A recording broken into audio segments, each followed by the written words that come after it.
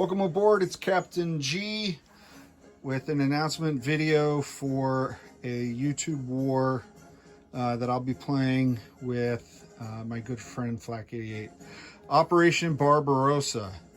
So just set this up. It's been a while since I played this. I've never played it YouTube.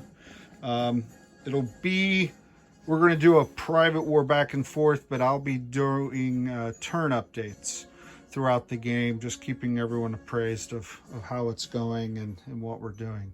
So Flak88 is the Axis, and in this game the Axis forces are not only Germany, but include Finland in the north.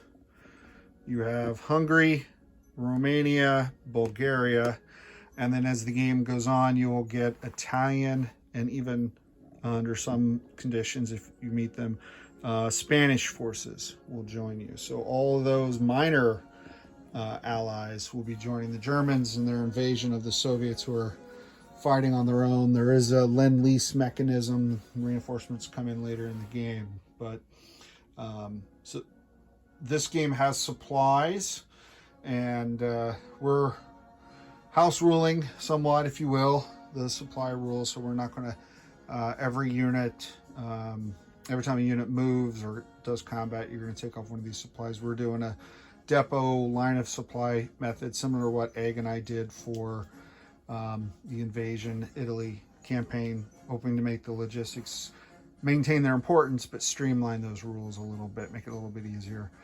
We've also introduced partisans that we took off of other games like Global War 36. Where every territory that's behind the lines, Germany still has to garrison, or pro-Soviet partisans will pop up and disrupt those lines of supply. So as we tweak it, as we play it, we're exploring, we're learning, we're trying to have fun. It's not a head-to-head. We don't have money on the game, who's going to win. We're just testing our house rules and enjoying an opportunity to play this fantastic game with each other. This game does have seasons, and with those seasons, roll for weather.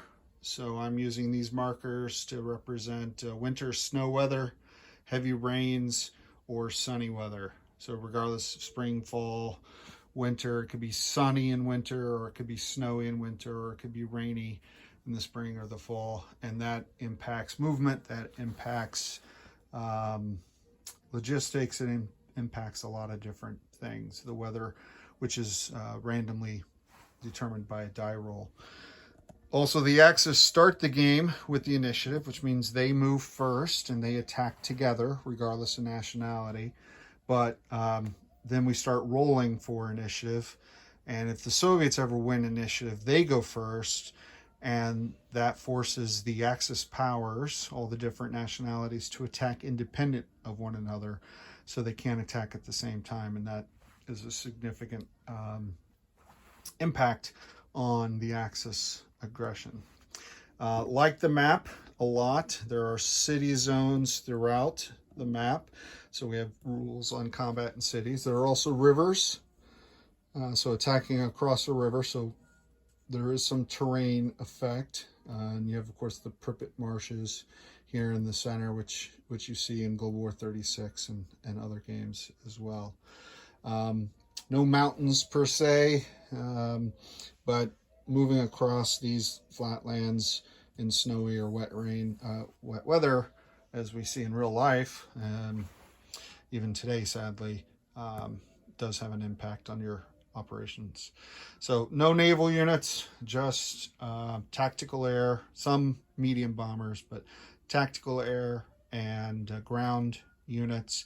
We're using the base setup, so pretty straightforward on the ground and air units. There are an advanced set of rules that have different types of armor, heavy armor, airborne paratroopers, heavy bombers even. But we're not going to use that for this game. We're going to go with the base. So that's it's approaching 5 minutes. That's good enough for this introduction. I'll keep you posted as the game progresses. This is Captain G. Over and out.